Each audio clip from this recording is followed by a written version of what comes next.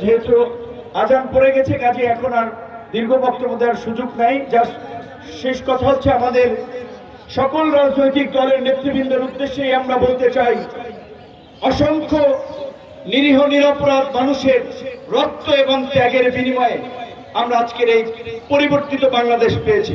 কাজে আমরা যদি ভুলে যাই, আবার যদি সেই পুরানো রাজনীতির পথে হাঁটি, এদেশের মানুষ কিন্তু আবার রুখে দাঁড়াবে। আমরা পুরানো রাজনীতির পথে হাঁটতে চাই না। পুরানো এই বাতিল রাজনীতিকে প্রত্যাখ্যান করে আগামীতে নতুন রাজনীতি আমাদেরকে প্রতিষ্ঠিত করতে হবে। নতুন রাজনীতি প্রতিষ্ঠায় চাই নতুন নেতৃত্ব। যেই নতুন নেতৃত্বের স্লোগান নিয়ে 2021 সালে গণ অধিকার পরিষদের যাত্রা শুরু হয়েছিল। জনতার অধিকার আমাদের অঙ্গীকার, আমাদের অঙ্গীকার দেশ হবে জনতার। এই স্লোগানকে ধারণ করে গণতন্ত্র, ন্যায় বিচার, অধিকার, জাতীয় স্বার্থ, এই চার মূলনীতিকে সামনে রেখে সকলেই গণতন্ত্রের কথা বলে। কিন্তু আমাদের নিকট অতীতের যে অভিজ্ঞতা, যারাই ক্ষমতায় যায় তারাই ক্ষমতাকে কুক্ষিগত করার জন্য স্বৈরাচার হয়ে ওঠে। তাই আমরা বলেছিলাম, রাষ্ট্রকে গণতান্ত্রিক করার পূর্বে রাজনৈতিক দলগুলোকে গণতান্ত্রিক মানসিকতায় গড়ে উঠতে হবে। সেই কারণে আমরা বলেছিলাম গণ অধিকার পরিষদ এবং তার অঙ্গ সংগঠনের নেতৃত্ব নির্বাচনের প্রক্রিয়া হবে গণতান্ত্রিক প্রক্রিয়া।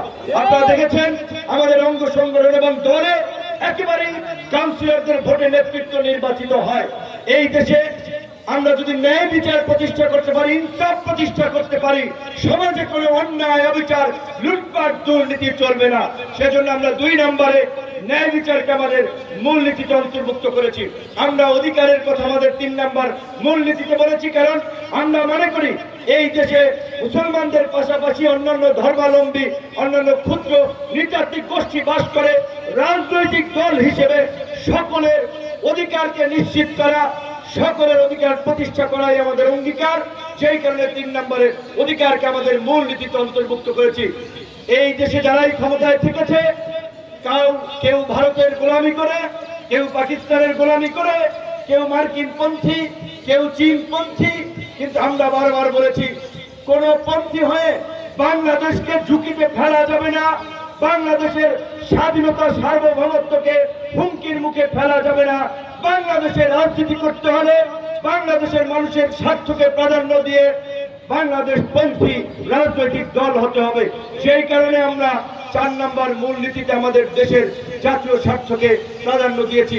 সম্মানিত উপস্থিতি, এই অল্প সময়ের প্রস্তুতিতে কিশোরগঞ্জের পাকুন্দিয়ায় আজকে আপনাদের যে উপস্থিতি, আপনাদের যে আগ্রহ, তাতে আমরা আশাবাদী আমাদের নেতৃবৃন্দ যদি পুরনো পথে না হেঁটে নতুন ভাবে নিজেদেরকে উপস্থাপন করে গণ অধিকার পরিষদের রাজনৈতিক চিন্তা ভাবনা, আগামীর বাংলাদেশ বিনির্মাণে আমাদের যে উদার রাজনৈতিক পলিসি, সেটা নিয়ে যদি আপনাদের কাছে, মানুষের কাছে যেতে পারে, ইনশাআল্লাহ মানুষের প্রত্যাশিত বিকল্প শক্তি হবে আগামীতে গণ অধিকার পরিষদ।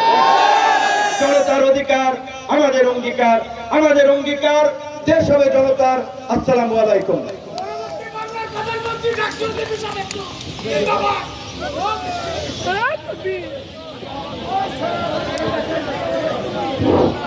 আজকের সমাবেশের সমাপনী বক্তব্য নিয়ে আসছেন আমাদের পাকুন্দিয়া গণ অধিকার পরিষদের সংগ্রামী সভাপতি জনাব শহীদুল ইসলাম শহীদ ভাই।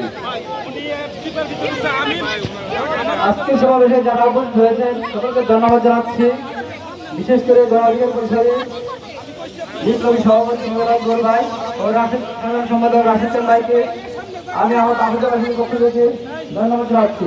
আজকের এই সমাবেশে যারা উপস্থিত হয়েছেন বিভিন্ন জেলা, বিভিন্ন স্থান থেকে সকলকে পাকুন্দিয়াবাসীর পক্ষ থেকে, গণ অধিকার পরিষদের পক্ষ থেকে আমি ধন্যবাদ ও শুভেচ্ছা জানাচ্ছি।